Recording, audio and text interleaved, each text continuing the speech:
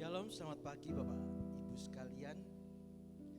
Kami mengucapkan terima kasih atas komitmen Bapak Ibu serta saudara sekalian yang telah hadir tepat waktu untuk mengikuti ibadah kita pada pagi hari ini. Semoga kehadiran kita menjadi persembahan yang hidup dan yang berkenan di hadapan Tuhan. Mari kita bersama-sama memulai ibadah pagi hari ini dengan doa dan ucapan syukur. Terima kasih Tuhan Yesus untuk hadirat-Mu yang penuh kasih. Hari ini kami ingin mempersiapkan hati kami untuk datang di hadirat-Mu. Kami datang dengan hati yang rindu dan haus akan kasih-Mu. Penuh ibadah ini dengan hadirat-Mu. Bentuk hati kami agar siap menerima firman dan kehendak-Mu. Dalam nama Tuhan Yesus kami membuka ibadah ini. Amin. Selamat pagi saudara-saudari yang dikasihi Tuhan Yesus. Kita bersyukur karena hari ini kita dapat beribadah bersama, memuji dan mendengarkan firman Tuhan. Tema ibadah kita hari ini diambil dari Amsal pasalnya yang pertama ayat 8 hingga 19 yang mengingatkan tentang didikan ayah dan ibu kita. Melalui firman ini kita diajak untuk menghormati orang tua dan belajar dari nasihat mereka, karena di dalamnya ada hikmat dan kasih Tuhan. Kiranya ibadah ini menuntun kita untuk hidup taat dan berkenan di hadapannya. Mari kita membuka ibadah ini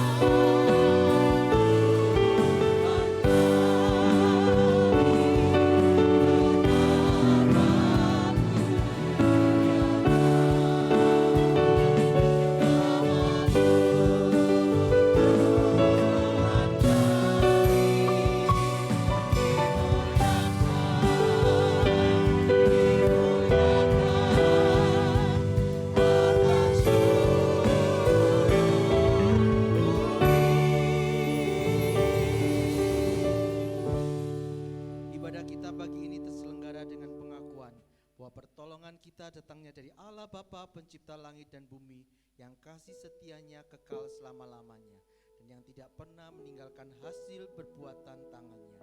Turunlah sekalian kasih karunia dari Allah Bapa dan dari Tuhan Yesus serta persekutuan Roh Kudus menyertai kita. Amin. Saudara-saudara yang terkasih, mari kita mulai ibadah kita dengan datang menyembah Allah yang besar dan mulia. Dialah sumber segala kuasa yang menciptakan langit dan bumi dengan firman-Nya. Karena itu dengan hati yang penuh syukur, mari kita naikkan pujian kita, hai mari sembah.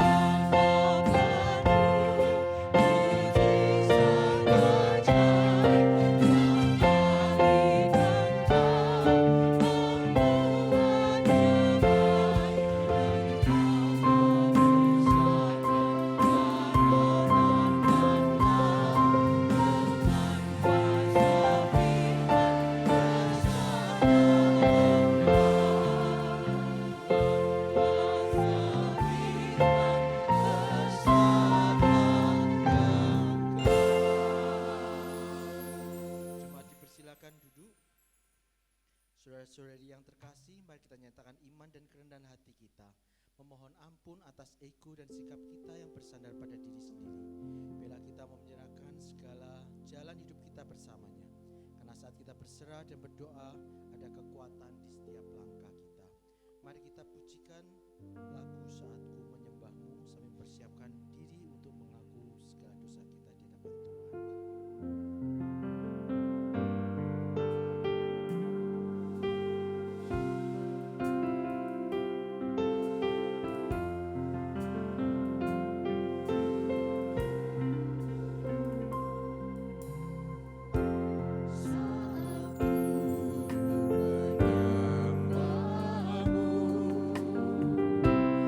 Rohmu bekerja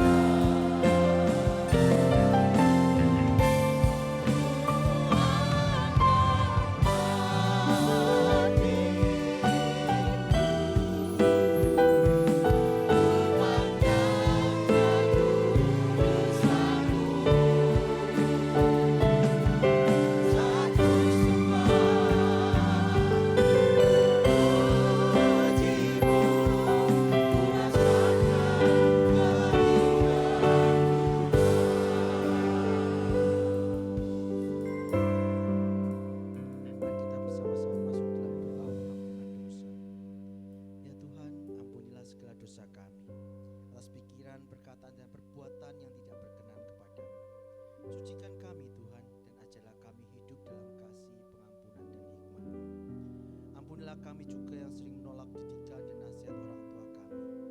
Kadang kami sulit memahami mereka, terutama saat sikap mereka melukai hati kami. Namun Engkau mengingatkan kami untuk tetap belajar taat dan berhikmat. Beri kami kekuatan untuk memahami setiap jalan kehidupan kami.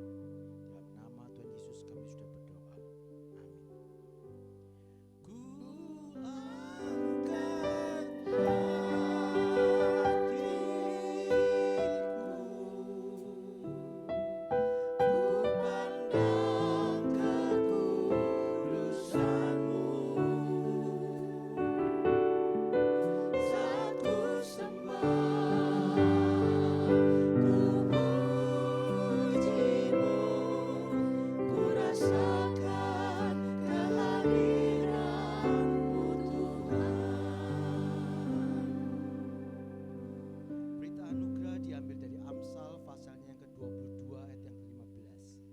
Kebodohan melekat pada hati orang muda, tetapi tongkat didikan akan mengusir itu daripadanya.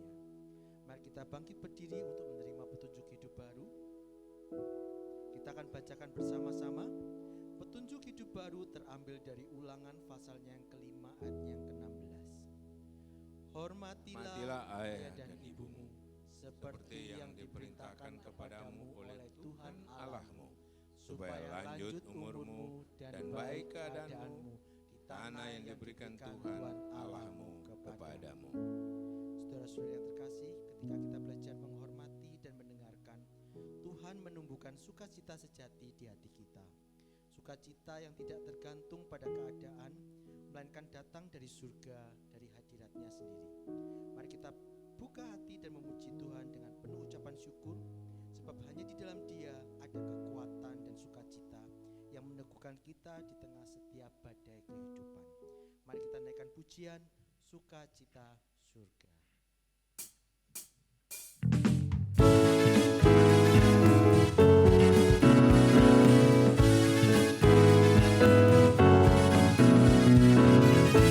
Sukacita surga, itulah kekuatan bagi jiwa. Dapat rasakan kasih-Nya di tengah badai yang bergelora.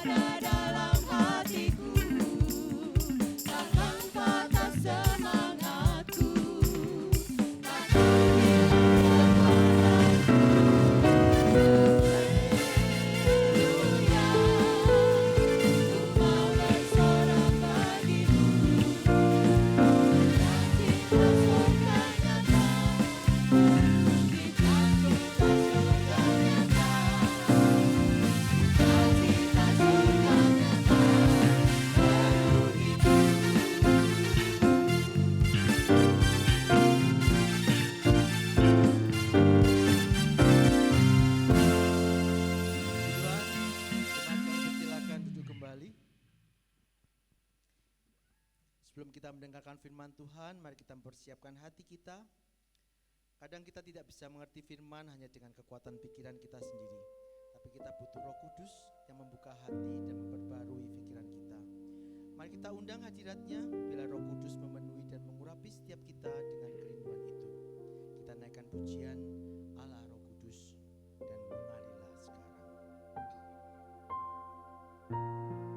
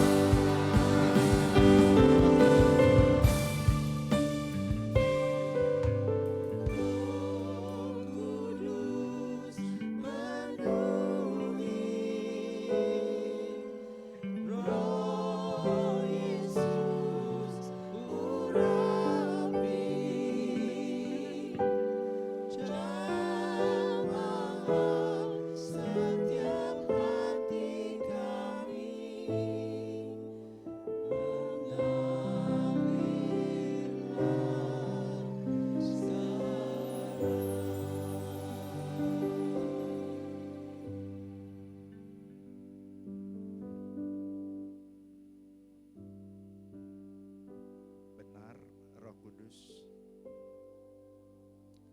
tolong penuhi kami, tolong kuasai kami.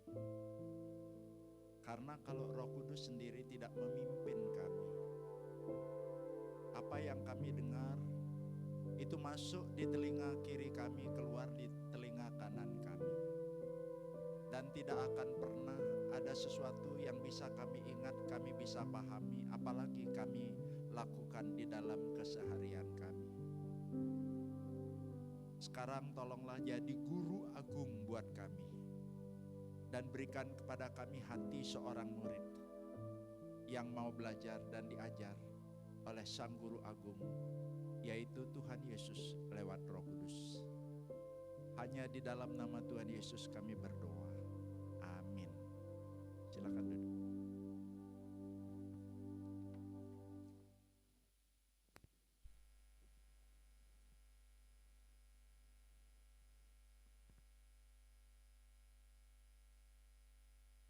Selamat pagi jemaat yang disayang oleh Tuhan. Tema firman Tuhan yang sudah dipilihkan dan ditetapkan oleh gereja, dengarkan didikan orang tuamu. Pada waktu saya menerima tema ini, saya membayangkan, wah ini ada jemaat yang sudah nggak punya papa mama.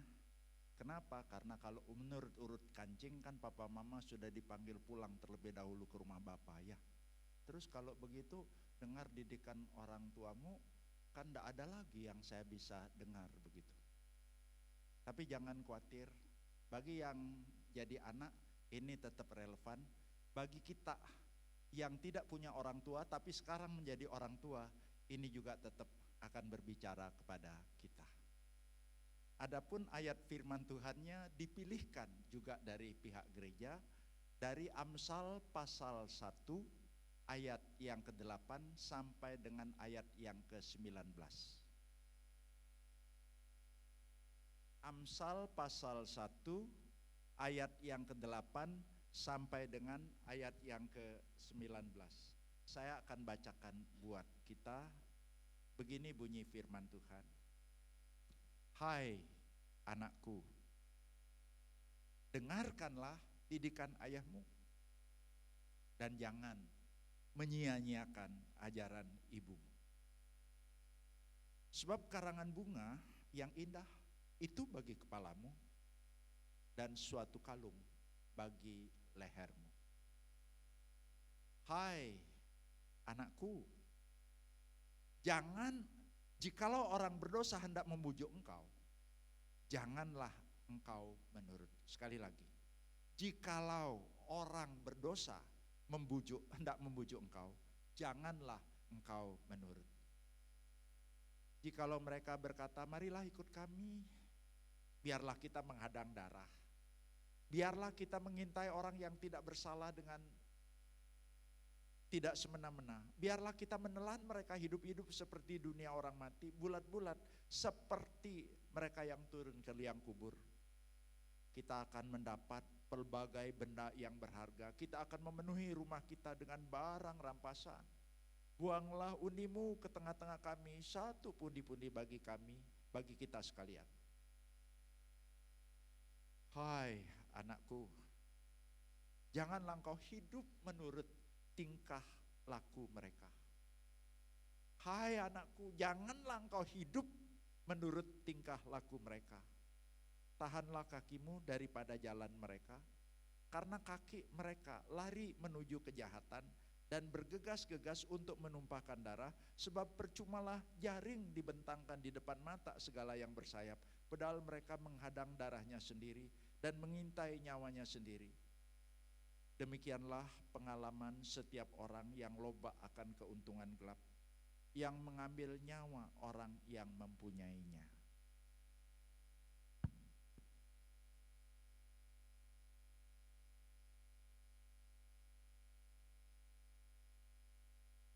Daud di dalam Alkitab adalah seorang tokoh yang sangat terkenal.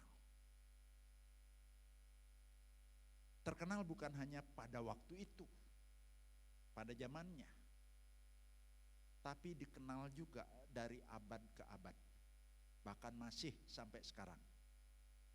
Kalau nggak percaya, tunggu nanti bulan Desember akan berulang-ulang disebutkan nama Daud itu. Nah, Daud secara mesianik itu memiliki keturunan yang nanti menjadi juru selamat buat kita. Tapi sekarang saya berbicara bukan itu. Mau berbicara tentang anak-anak Daud yang lain. Daud memiliki beberapa orang anak, di antaranya ada yang bernama Amnon, ada yang bernama Absalom, ada yang bernama Adonia, dan ada juga yang bernama Yedijah. Nah, saudara jarang dengar nama ini kan? Nama Yedijah itu nama anak saya yang anak saya, ada istri saya di sini, anak kami yang sulung. Itu nama lain untuk Salomo. Kenapa satu papa tapi anak-anaknya itu beda karakter? Kalau berbeda udah pastilah berbeda, anak kembar aja kan berbeda. Tapi kenapa anak-anak dari ayah yang sama memiliki perilaku dan karakter yang kontras sekali? Contohnya, 3 anak yang saya sebutkan pertama berbanding terbalik dengan nama yang terakhir. Nama anak yang pertama Amnon, perilakunya itu sangat gak bagus. Dia melakukan pelecehan seksual terhadap adik tirinya. Absalom, dia juga melakukan perzinahan di siang bolong.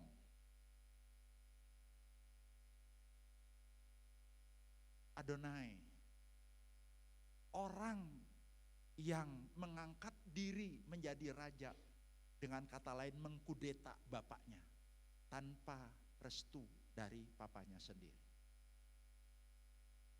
Itu 3 anak Daud yang saya sebutkan perilakunya kayak begitu. Tapi coba perhatikan Salomo. Kita udah tahu Salomo orang yang berhikmat. Kalau ngomong berhikmat kita udah tahu apa itu. Walaupun saya akui di penghujung hidupnya dia dicondongkan oleh istri-istrinya. Sampai akhirnya kerajaannya pecah jadi 2. Tapi untuk sebagian besar hidupnya ada hal yang kontras sekali antara koko-kokonya dia sama dia sendiri. Kenapa begitu? Padahal kan papanya sama Daud. Nah, untuk itu kita akan coba belajar dari bagian ayat yang tadi ditulis oleh Salomo sendiri. Amsal ini ditulis oleh Salomo dan kita akan belajar dari dalamnya.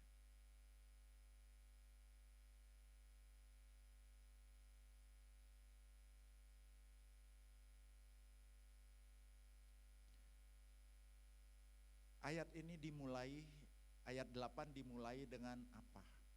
Hai anak, dengarkanlah didikan ayahmu dan janganlah menyia-nyiakan ajaran ibumu. Sampai di sini buat kita orang tua merasa ini untuk anak. Tapi kan gak mungkin anak itu mendengarkan didikan, mendengarkan ajaran kalau orang tuanya tidak melakukan didikan dan ajaran. Nah, oleh sebab itu anak baru bisa mendengarkan didikan orang tua dan ajaran orang tua kalau orang tuanya mengerjakan terlebih dahulu didikan itu dan ajaran itu. Pertanyaannya sekarang, apa itu didikan dan apa itu ajaran? Sepintas sama, tetapi sesungguhnya ada satu perbedaan. Apa itu didikan? Didikan itu dari bahasa aslinya murar, yang artinya apa? Yang artinya itu adalah pembentukan karakter. Jadi kalau di Alkitab ngomong didikan, orang tua diminta mendidik, maka orang tua itu diperintahkan oleh Tuhan untuk ambil bahagian di dalam pembentukan karakter anak. Karena kalau misalnya anak itu pinter, karakternya itu nggak bagus, kepintarannya itu akan dipakai untuk sesuatu yang jahat. Nah, itu sebabnya orang tua diminta untuk memperhatikan pembentukan karakter. Kalau ngomong karakter ini ya macam-macam ya. Ya sudah bijak, ya sudah arif, ya rendah hati, murah hati, kasih, dan lain sebagainya. Tapi apa itu ajaran? Ajaran itu dari kata Torah. Torah itu artinya pedoman hidup. Kata dasarnya yarah. Itu artinya apa? Menunjukkan arah. Dengan kata lain, orang tua diminta untuk menasihati anak-anak, dan anak-anak mendengarkan nasihat orang tua. Ajaran yang dimaksud dalam hal ini itu agar anak-anak itu punya pedoman hidup.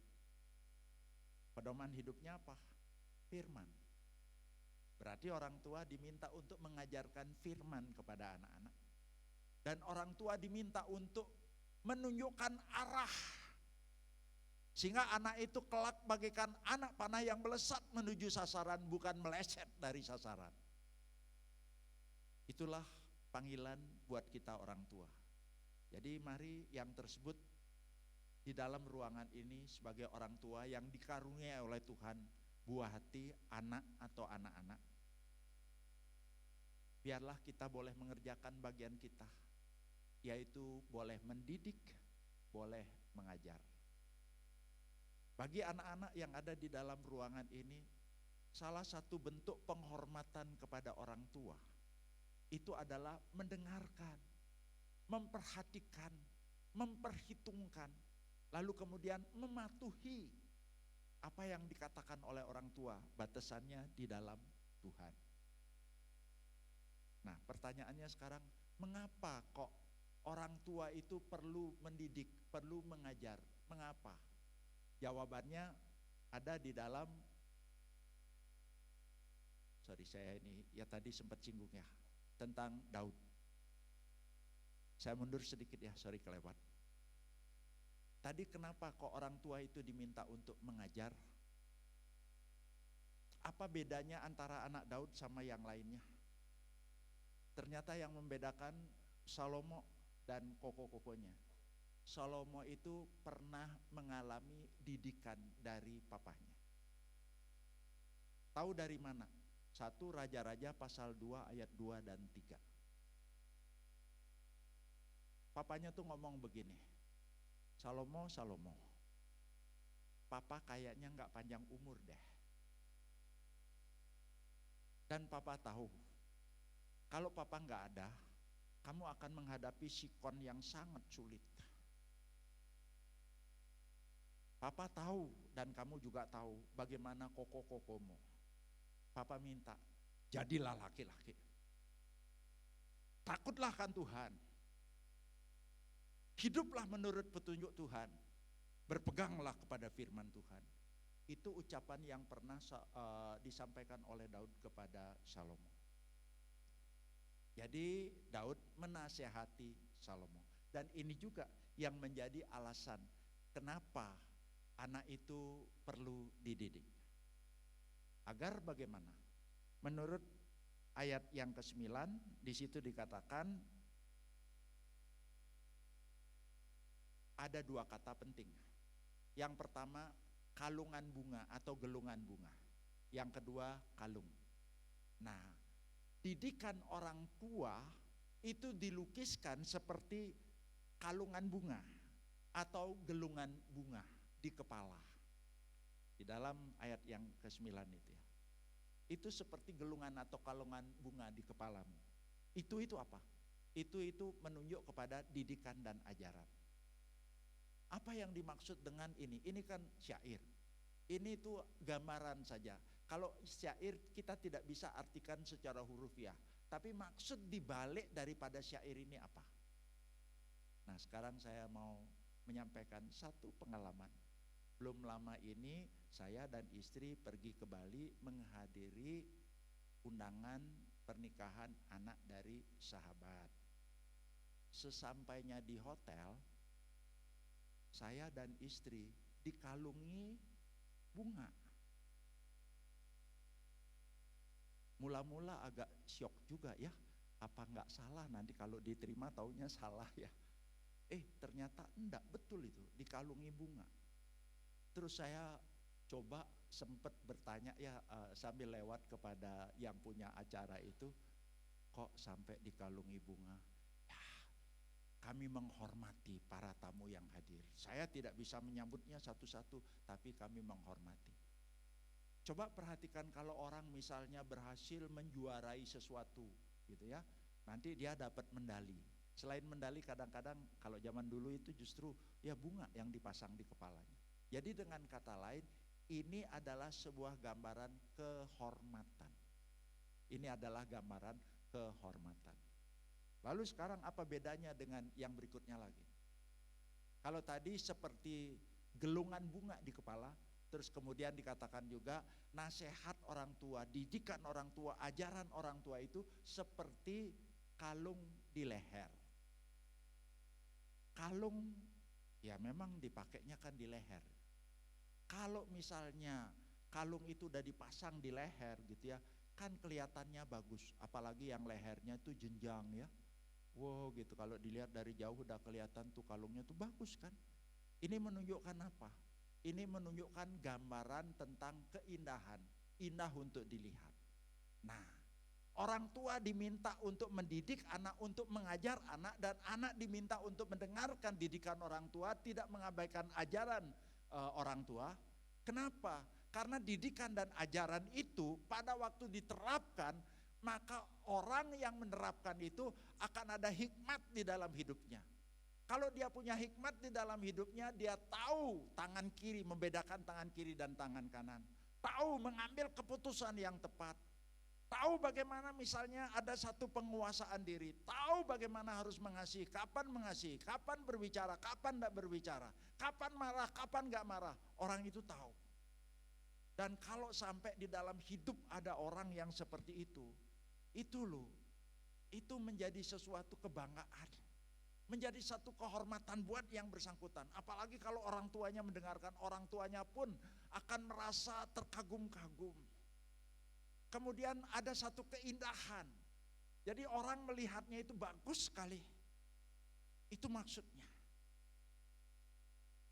Kembali sekarang, kalau kita sebagai orang tua ingin melihat ada satu kehormatan di tengah-tengah kehidupan keluarga kita, ada satu keindahan. Itu sebabnya kita tidak boleh abai mengerjakan bagian kita. Tapi pertanyaannya, bagaimana caranya?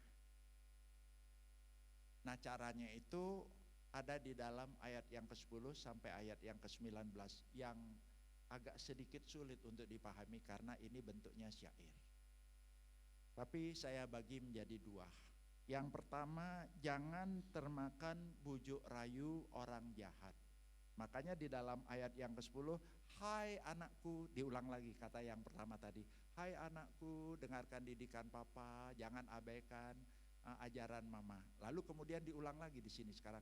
Hai anakku, tapi lanjutannya itu janganlah, kalau saya simpelkan, jangan kena bujuk orang jahat.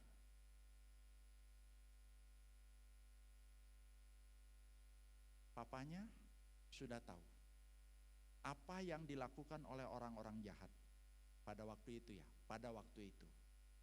Orang kalau berpergian dari satu tempat ke tempat lain itu jalan kaki, melewati tempat yang sunyi. Kalau lewat bahaya. Kenapa? Di tengah jalan itu dihadang ya, dirampas, diminta barang-barangnya. Kalau enggak mau ya dirampok.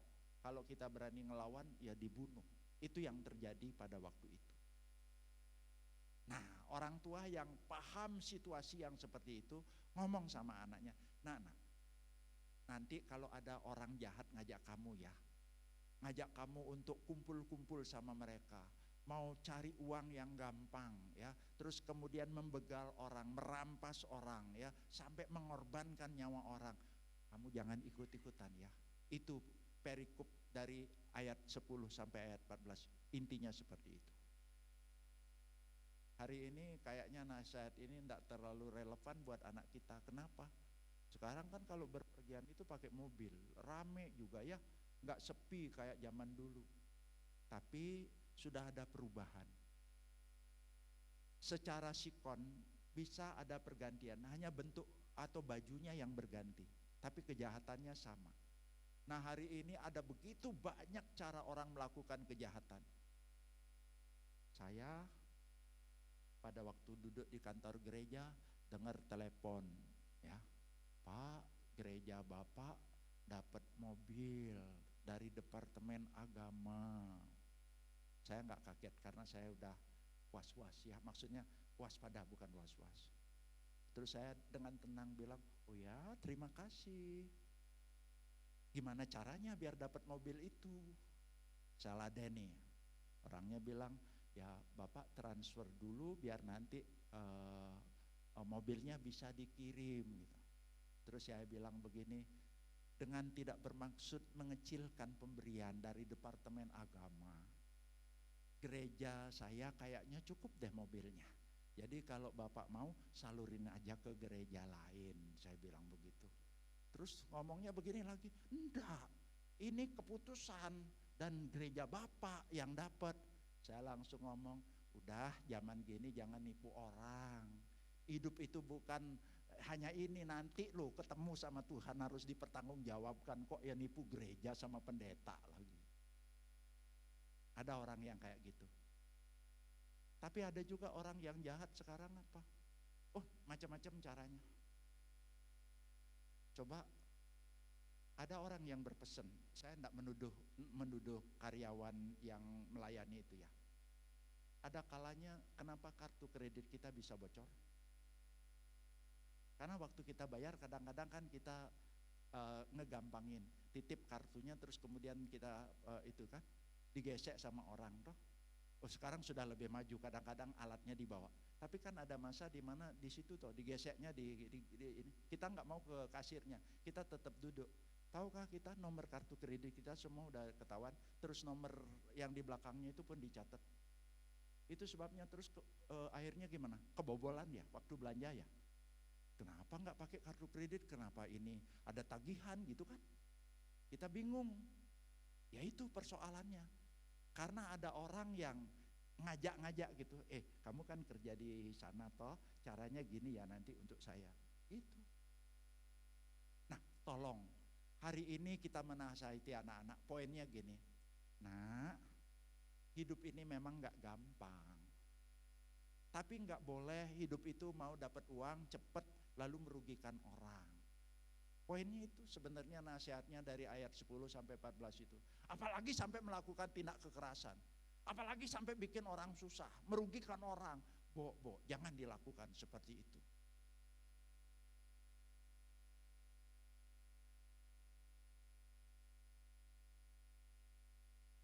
Dalam konteks yang lainnya, kita juga bisa kan ngasih tahu kepada anak-anak, bukan hanya urusan duit loh nak.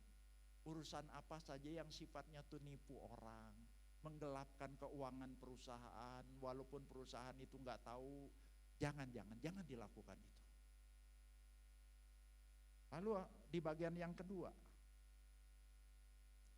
dimulai lagi ayat 15, coba jemaat perhatikan. Ayat 8 dimulai, hai anak-anak. Kemudian ayat yang 10, hai anak-anak, jangan ikut-ikutan ya dengan mereka. Kemudian di ayat 15 dimulai lagi, hai anak-anak, jangan mengikuti tingkah laku mereka. Kalau tadi baru diajak aja, sekarang jangan ikut-ikutan dengan perilaku mereka. Dan dilanjutkan perilaku mereka yang jahat itu tadi. Terus orang tuanya ngomong, jangan bodoh ya nak, kamu jadilah orang berhikmat. Lihatan burung loh, burung kalau ada jaring di depannya enggak ditabrak. Dia itu akan melangkahi, dia akan terbang. Jangan bodoh, orang bodoh itu ada jaring ya ditabrak, dia terperangkap sendiri. Nah, Papa minta ya kamu jangan tuh seperti itu. Kelihatannya enak, tapi setelah itu akan terjerat. Dan setelah itu akan sulit sekali untuk melepaskan diri. bukan hanya sulit melepaskan diri, itu bukan hanya merugikan orang lain, tapi akhirnya apa? Akan betul-betul merugikan kita sendiri, menghancurkan kita sendiri, bahkan keluarga, mungkin gereja. Kembali lagi bagian ngomong soal yang tadi itu nggak relevan buat kita, tapi coba perhatikan sekarang. Gaya atau pola yang dilakukan oleh banyak kaula muda, tapi tidak semua kaula muda yang tidak takut akan Tuhan. Pernah nggak Bapak Ibu mendengar bahwa anak seorang sahabat setelah pemberkatan nikah di pagi hari, terus wedding di malam hari, terus berlanjut dengan party. Partinya sendiri nggak salah, tapi pada waktu party itu diisi dengan minuman beralkohol tinggi, minuman keras, sampai akhirnya terus muntah-muntah, sempoyongan, sampai mau ke kamar aja diantar oleh pegawai hotel. Nah, kalau sampai seperti itu, sebagai orang tua kita bisa ngasih tahu, oke, kamu mau nikah, tentu papa setujui, ya udah, pemberkatan nikah, oke. Mau wedding boleh, tapi kalau ngomong party kegiatannya apa, boleh nggak papa mama tahu? Aduh, papa mama ini untuk orang muda, papa mama nggak perlu tahu. Oke, papa mama bukan orang muda dan nggak ikut kegiatan itu, tapi papa mama harus tahu apa kegiatannya. Nah, kalau sampai ada seperti itu karena ikut-ikutan teman, karena ikut-ikutan pengaturan dari WO, itu kita ingatkan anak. Untuk bagian itu papa mama tidak setuju. Anak biasanya bilang begini, papa mama nggak setuju nggak apa-apa, aku pakai duitku dewek kok. Tapi kita bilang, oke, pakai duit anak sendiri. Tapi sekarang papa ngomong, apakah itu kira-kira memuliakan nama Tuhan tak? Menyenangkan Tuhan tak? Kamu bayangkan kamu tuh diberkati oleh Tuhan. Karyawan hotel lihat, oh tadi itu ada pemberkatan janji nikah seperti ini. Terus kamu terus resepsi, orang tuh ngelihat. Tapi tidak semua karyawan hotel itu orang Kristen. Terus setelah itu terus kamu mabok-mabokan, terhuyung-huyung, muntah sampai diantar ke hotel. Itu kira-kira bagaimana orang itu melihat kamu? Itu sebabnya kenapa papa, kita boleh kasih tahu. Saya nggak tahu apakah Bapak Ibu punya anak yang umur sweet 17. Waduh, itu kalau umur 17 tahun itu ya, wow, itu modalnya gede itu ya. Apakah anak kita nggak boleh hadir? Boleh. Tapi kita tetap kasih tahu, jam malam itu, jam 10 malam sudah harus meninggalkan tempat itu dan pulang ke rumah. Oh, kami begitu, jam 10 malam malah sudah ada di rumah kalau kami. Pernah anak itu bilang begini, Pak, maaf terlambat pulang. Kenapa? Acaranya mulai telat. Saya dengan tegas katakan, tetap pulang. Pak, belum selesai. Pulang. Pak, tadi kan saya ikut sama teman-temannya belum pulang. Oke, papa yang jemput. Pernah di lain kali gitu, udah naik taksi, papa yang bayarin. Sampainya di rumah besoknya saya ngomong, nak kenapa begitu? Papa itu tahu, ada orang yang seperti itu, kemudian digerebek oleh polisi. Polisi itu konon pelayan masyarakat, tetapi papa tahu persis ada polisi-polisi juga yang gak bener, justru dimasukin sesuatu, terus kemudian setelah itu terus digerebek, terus kemudian akhirnya berurusan sama yang bersangkutan, terus ditunduh ini loh, ada bukti loh. Terus anak mau bagaimana? Itu sebabnya papa tuh ngasih tahu kepada anak kenapa harus jadi dinasehati. Sekarang kayaknya marak sekali dengan kehidupan seksual bebas. Sebelum menikah ada seks pranikah. Berani. Kalau kita kasih tahu, udah gitu ngomong-ngomong, nanti bisa hamil, kalau nggak hamil nanti bisa itu. Alah, kuno. Yang paling penting seneng-seneng. Jadi nggak takut lagi sekarang kalau dikasih tahu hamil tuh nggak takut lagi. Tapi kembali akhirnya apa, sebagai orang tua kita ingat menunjuk kepada Tuhan. Tuhan itu kasih itu sebagai berkat di dalam pernikahan, bukan sebelumnya. Kalau sebelumnya itu loh, nanti kamu bisa kayak tisu, setelah dipakai kamu dibuang. Kamu jangan pikir dengan menyerahkan tubuhmu terus kemudian orang itu akan mau sama kamu. Dia mau untuk pacar, tapi kalau dia cari istri kamu dibuang. Jadi kita boleh ngomong kepada anak, kita menasihati anak-anak kita. Jangan ikut-ikutanlah dengan pola hidup yang gak benar atau apa saja. Dan ini bisa ditambahkan lagi dengan kasus-kasus yang lainnya. Nah, jemaat yang disayang oleh Tuhan, menurut konteks dari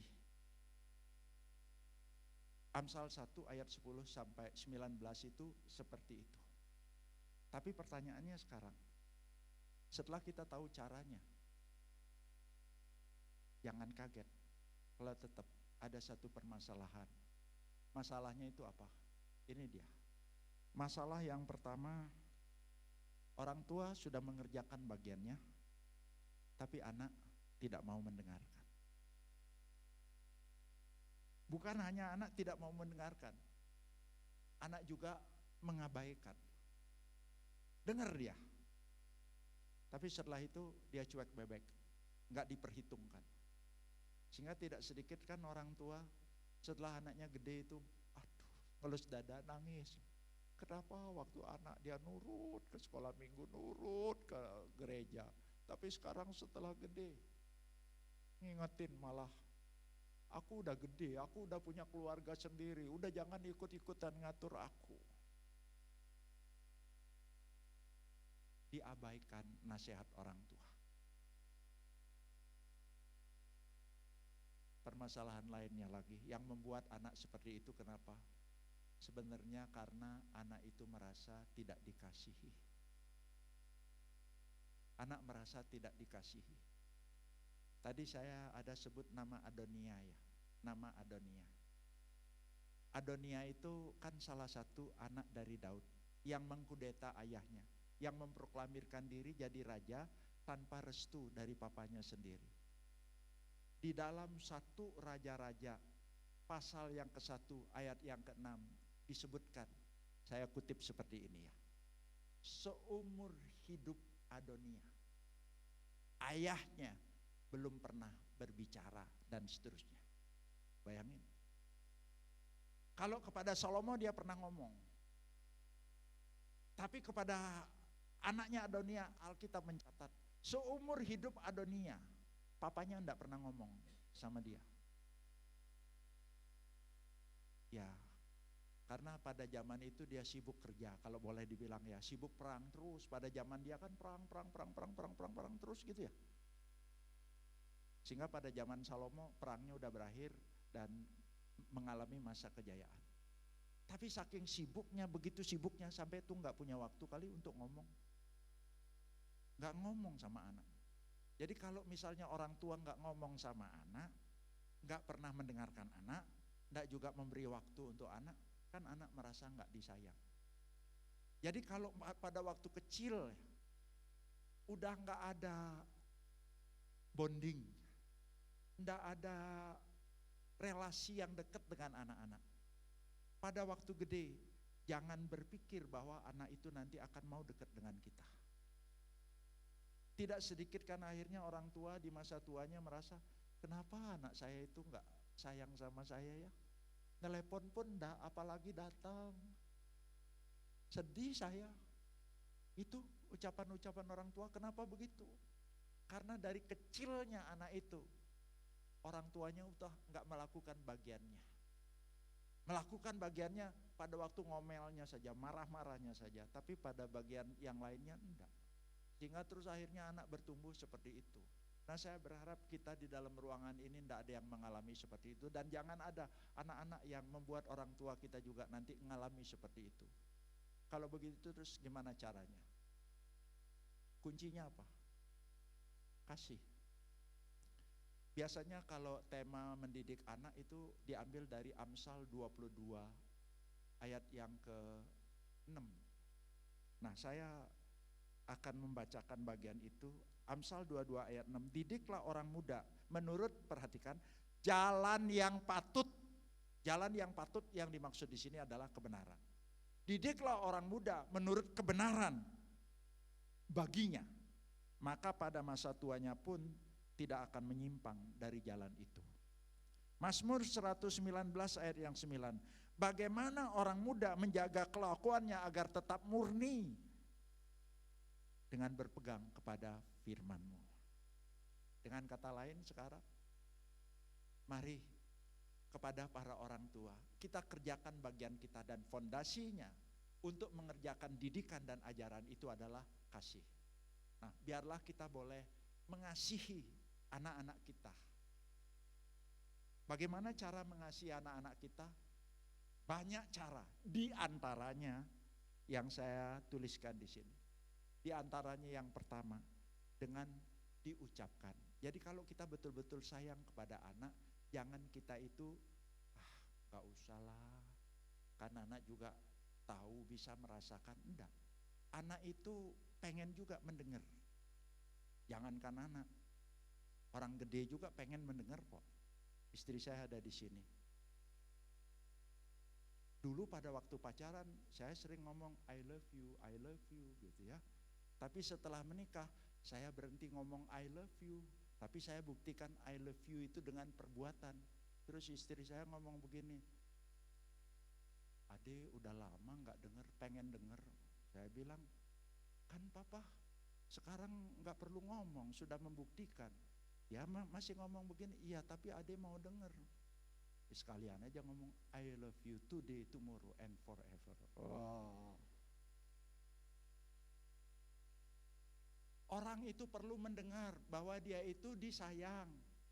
Jadi betapa pentingnya kita sebagai orang tua kalau punya anak itu bisa ngomong, papa sayang, sebut namanya.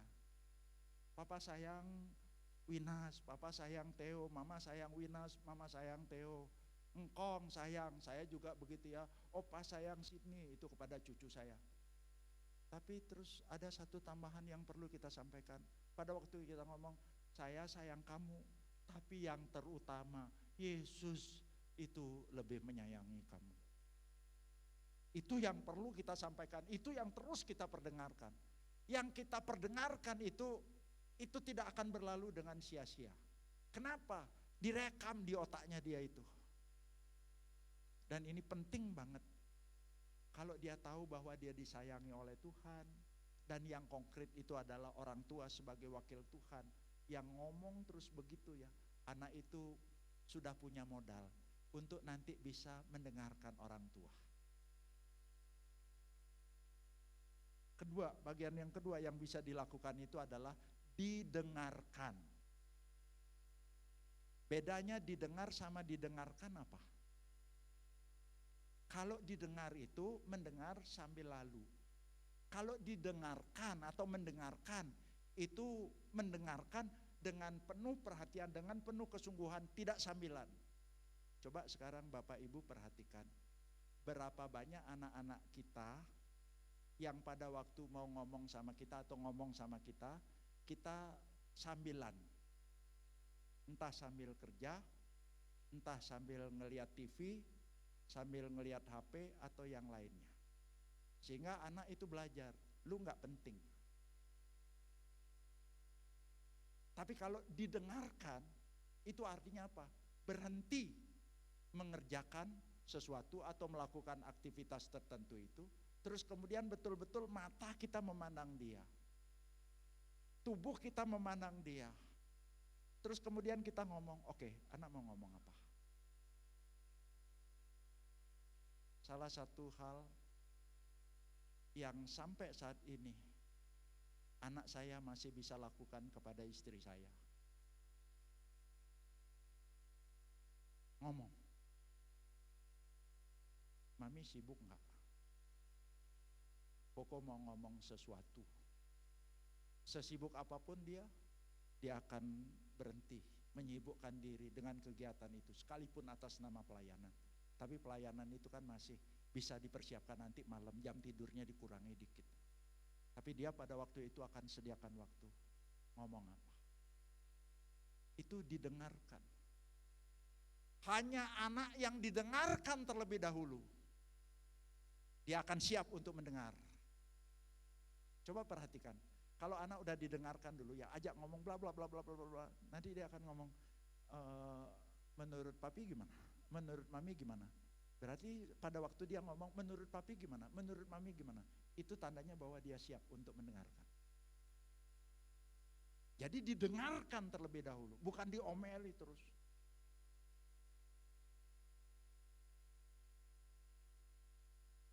Itu yang kedua. Lalu yang ketiga apa? Ditunjukkan dengan perbuatan. Apalah artinya kata-kata kalau tidak disertai perbuatan yang nyata. Jadi kasih itu tidak boleh abstrak. Kasih itu harus betul-betul dinyatakan dalam bentuk perbuatan. Sekarang anak kami dua-duanya sudah berkeluarga. Tapi dua-duanya punya relasi yang tetap akrab sama kami. Contoh saja contoh. Kemarin anak sulung bilang begini, papi sore ada kegiatan apa? Ada persiapan aja, mau doa saja buat firman Tuhan besok itu. Oh, emang ada apa? Kalau enggak ada kegiatan, yuk ikut koko nanti sini mau les renang, ikut bareng. Kenapa dia ngomong begitu? Ada kalanya anak nggak mau kan kalau orang tua mau ikut, kalau boleh mah jangan gitu ya. Ini terus diajak-ajak, kenapa? Karena sejak kecilnya dia itu udah akrab, udah deket. Dia itu terus kalau ngomong dari kecil dia ngomong, kalau kita lain begini ya muka kita diginiin sama dia ngomong. Jadi dia benar-benar akhirnya didengarkan.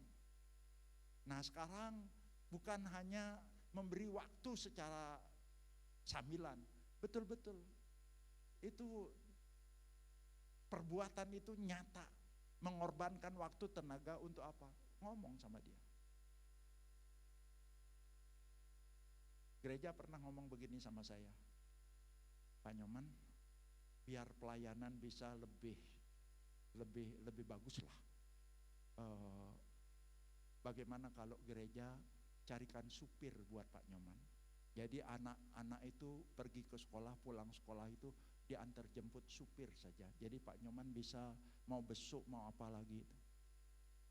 Saya katakan, terima kasih banget.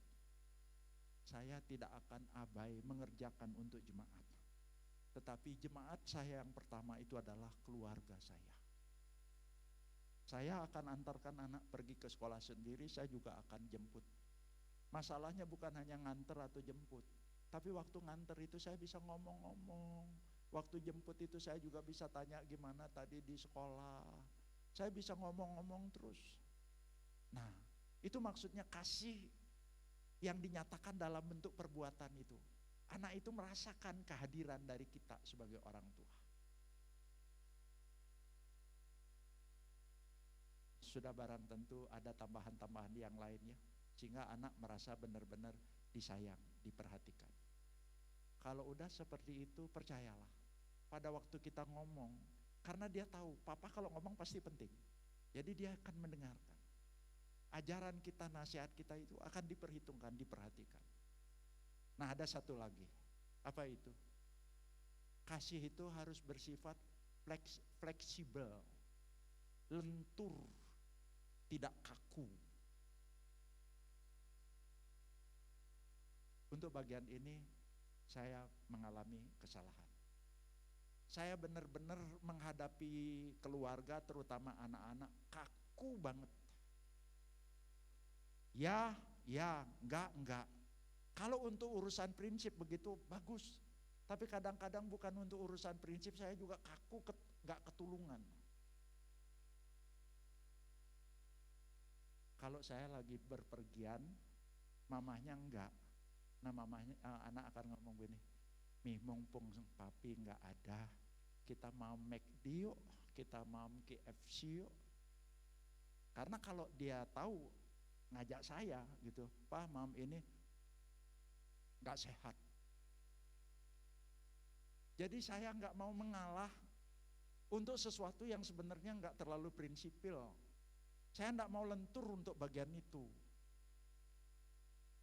Saya membayangkan kalau saya boleh ngulang waktunya ya. Pada waktu anak ngajak begitu, mamek dia, ayo siapa takut. Terus ajak makan ya. Setelah ajak makan begitu ya, terus pulangnya bisa kan ngomong sama dia, tadi papi lu waktu makan udah gak rasa apa-apa tuh dagingnya tuh.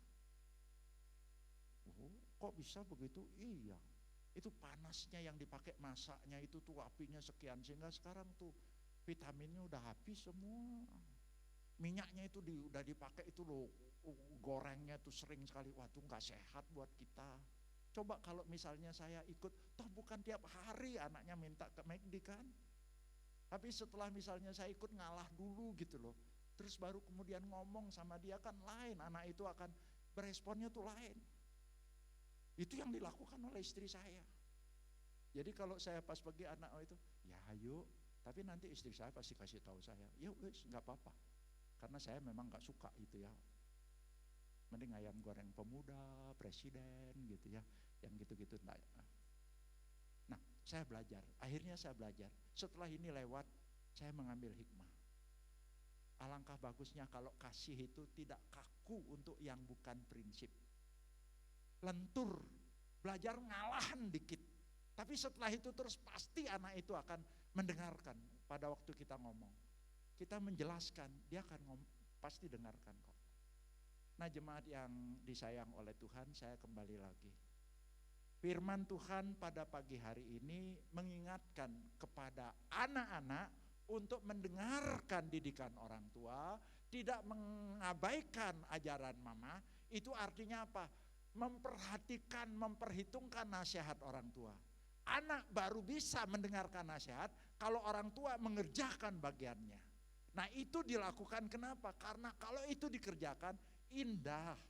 Orang lain melihat pun bagus, bukan karena mau ditonton oleh orang lain. Tapi Tuhan itu dimuliakan. Kita juga jadi orang tua tuh senang sekali kalau misalnya melihat anak-anak kita itu hidup sesuai dengan kehendak dari Tuhan. Ada satu kesukaan yang tidak bisa dibayar dengan apapun. Senangnya tuh bukan main. Tapi modal dasarnya kita harus mengasihi dengan berbagai bentuknya itu. Sehingga permasalahan-permasalahan itu bisa diminimalkan, tidak sampai menjadi tembok yang menghalangi. Mari kita jadi orang tua yang mengerjakan bagian kita. Mari kita tundukkan.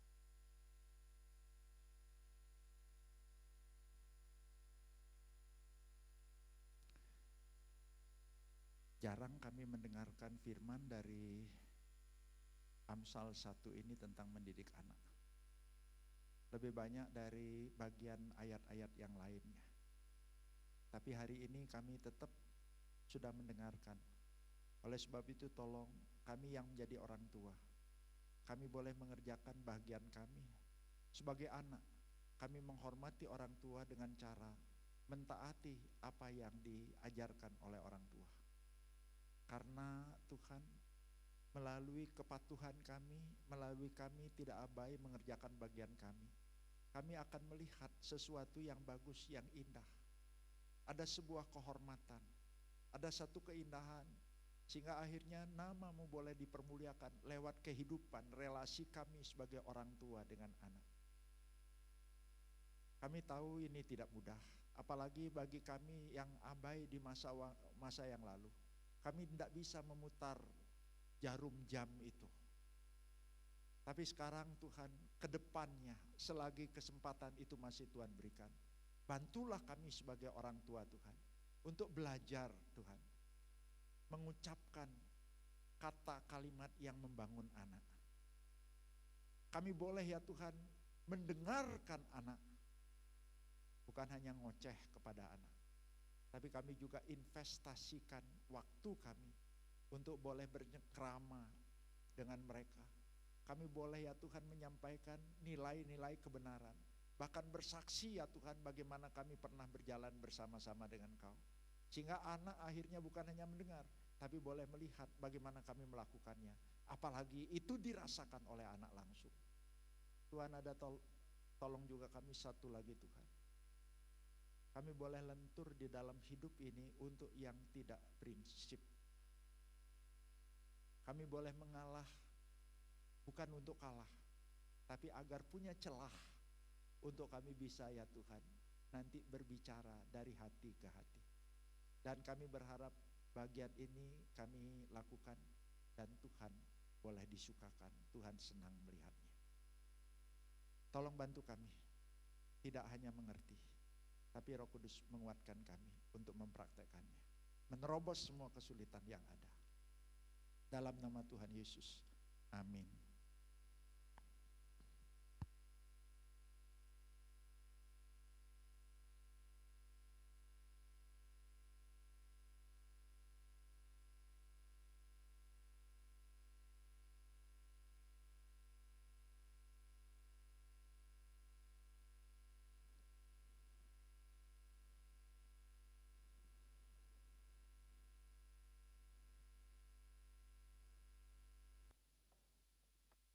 Terima kasih untuk Pendeta Nyoman Widiantara yang telah menyampaikan firman Tuhan. Mari kita bersama-sama bangkit berdiri, kita akan mengikrarkan iman kita dalam pengakuan iman rasuli. Pengakuan iman rasuli. Aku percaya kepada Allah, Bapa yang Maha Kuasa, Khalik langit dan bumi, dan kepada Yesus Kristus anaknya yang tunggal Tuhan kita, yang dikandung dari Roh Kudus, lahir dari anak darah Maria, yang menderita sengsara di bawah pemerintahan Pontius Pilatus, disalibkan, mati dan dikuburkan, turun ke dalam kerajaan maut, pada hari yang ketiga bangkit pula dari antara orang mati, naik ke surga, duduk sebelah kanan Allah, Bapa yang Maha Kuasa, dan dari sana ia akan datang untuk menghakimi orang yang hidup dan yang mati. Aku percaya kepada Roh Kudus, gereja yang kudus dan am, persekutuan orang kudus, pengampunan dosa, kebangkitan tubuh, dan hidup yang kekal. Amin. Jemaat dipersilakan duduk kembali. Saudara yang dikasihi Tuhan, saat ini kita akan memberikan persembahan kita. Sama seperti kita menyerahkan hati, mari kita juga menyerahkan persembahan ini sebagai wujud kasih syukur dan penyerahan hidup kita kepada Tuhan. Mari bersama kita naikkan pujian, Ku beri yang terbaik.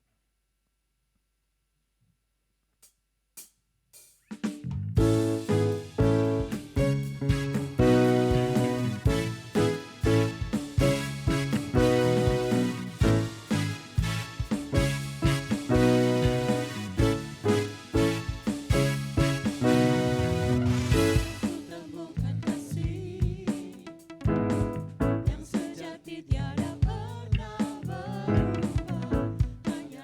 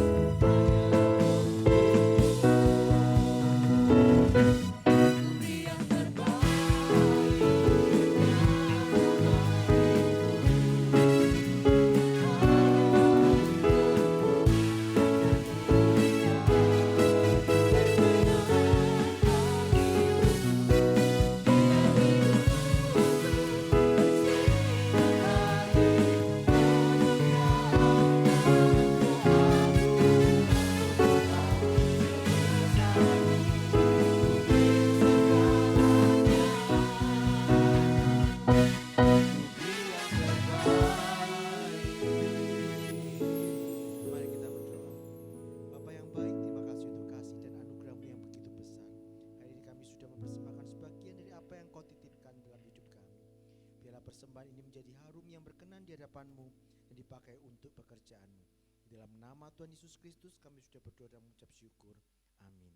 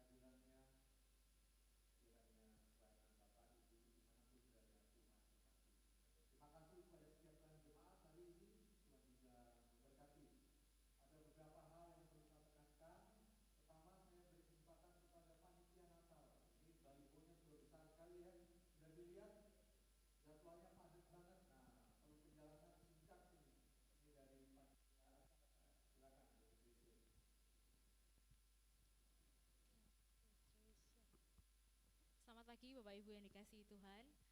Saya mewakili panitia Natal. Nggak terasa kita tahun ini diberi kesempatan lagi oleh Tuhan boleh merayakan Natal lagi. Saya mau menyampaikan beberapa hal terkait dengan kegiatan Natal dan juga tema Natal. Yang pertama, tema Natal tahun ini adalah Serving Beyond Borders. Artinya adalah mengingatkan kita bahwa kita ingin melayani melampaui sekatan-sekatan atau batasan-batasan yang ada. Tuhan melampaui surga dan dunia, Dia datang ke sini untuk bisa mengasihi kita. Kita juga ingin memperluas kasih kita kepada orang-orang di sekitar kita. Ada beberapa kegiatan, yang pertama yang paling dekat adalah di bulan November ini, yaitu tanggal 30 November. Di 30 November ini akan ada lomba-lomba Natal. Ada 2 lomba, lomba menata hampers dan juga lomba menghias cupcake. Nah, mungkin Bapak Ibu nanti bisa mengunjungi booth Natal di luar untuk dijelaskan lebih lanjut ini lombanya seperti apa. Tapi hubungannya dari lomba ini adalah sebenarnya kita mau belajar bahwa dengan keterampilan kita juga bisa loh membawa sukacita, kita juga bisa loh menyebarkan kasih. Nanti hampers yang dilombakan itu kami akan sediakan snack-snack, Bapak Ibu boleh menatanya jadi lebih indah, lebih bagus, itu akan dilelang. Nah, nanti hasil lelangnya untuk apa? Untuk pelayanan Natal kita, kunjungan ke TK dan SD Immanuel yang ada di Pradah.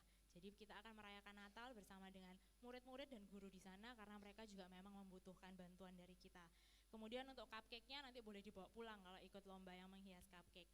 Selain itu juga tanggal 30 nanti ada Kids Corner. Jadi untuk anak-anak, untuk putra-putri Bapak Ibu boleh ikut Kids Corner. Jadi di situ nanti ada keterampilan anak-anak.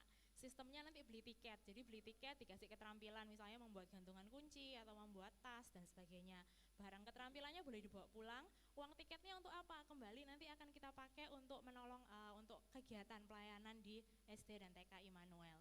Selain itu tanggal 30 itu juga akan ada food corner. Jadi kalau Bapak Ibu nggak ikut lomba tapi pasti lapar ya habis kebaktian ya, boleh beli bakso, ada SS juga, ada snack juga, boleh ikut jajan gitu ya, ikut makan-makan.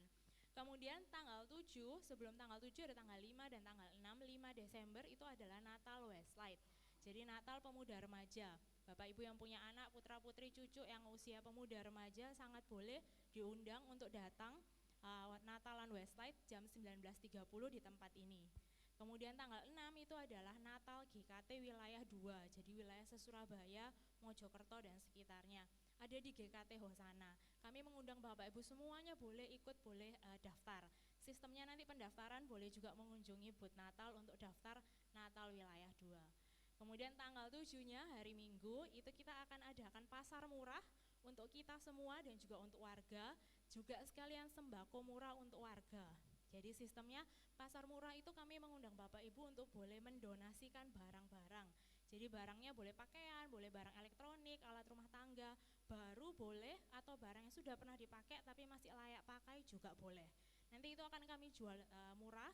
Siapa yang boleh beli? Kita semua boleh beli juga, warga juga boleh beli. Jadi nanti akan ada jam-jamnya.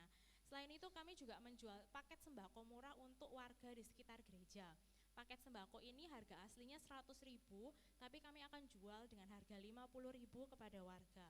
Nah, Bapak Ibu yang ingin beli paket sembako ini seharga 100.000, boleh nanti menghubungi booth Natal juga. Jadi boleh beli 1 paket, boleh beli 10 paket yang nanti akan kami jual lagi ke warga dengan harga setengahnya. Jadi Bapak Ibu boleh berpartisipasi, boleh menghubungi booth di depan mulai minggu ini akan ada booth Natal di depan, jadi ada snack-snack yang dijual di situ, makanan, minuman, ada PO juga, dan juga bisa daftar lomba-lomba, juga atau daftar mau donasi barang, atau daftar mau ikut kegiatan Natal GKT Wilayah 2, jadi semua pendaftaran ada di situ. Selain itu, di minggu-minggu kedepannya perayaan Natal kita kapan? Nanti bisa dilihat di baliho perayaan Natalnya atau boleh ditampilkan sekalian. Jadi ada perayaan Natal tanggal 20 Desember, kemudian ada doa Natal 24 Desember, ibadah Natal 25, tutup tahun, beberapa Natal Komisi, Natal Westlight tanggal 5, Natal Pasutri tanggal 12, dan Natal Sekolah Minggu tanggal 14. Informasi lebih lanjut boleh menghubungi panitia di depan di booth Natal. Dan jangan lupa ikut berpartisipasi. Terima kasih, Tuhan memberkati.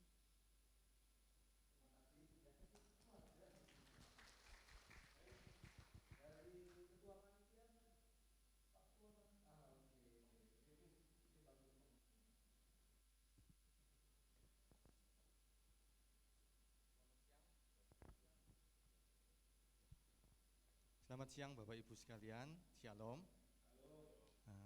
Seperti tadi yang ada info-info yang sudah disampaikan oleh Losot Trisha, siang ini saya hanya atas nama panitia hanya ingin minta dukungan dari Bapak Ibu sekalian, baik dalam berupa kehadiran di acara-acara nanti, keikutsertaan di lomba-lomba atau acara-acara yang sudah akan diadakan.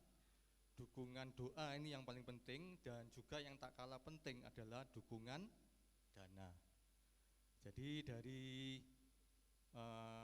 rangkaian acara mulai dari tanggal 30 November nanti hingga 31 Desember, dana yang kita butuhkan adalah sebesar 120 juta rupiah.